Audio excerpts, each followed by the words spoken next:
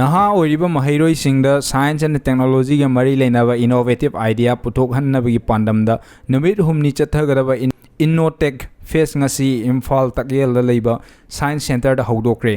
Fest asi Science and Technology Department na sinduna Additional Chief Secretary Vivek Kumar Devagan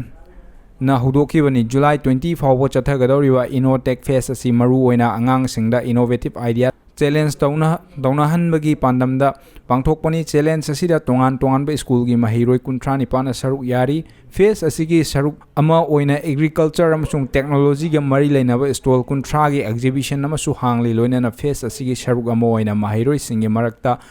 robo design amasung sport painting na chingmasu pangthoktuna athoi ahen tanagani hairi thoram maduga mari leinana additional chief secretary Vivek Kumar na lamdam asida leiba angang singi talent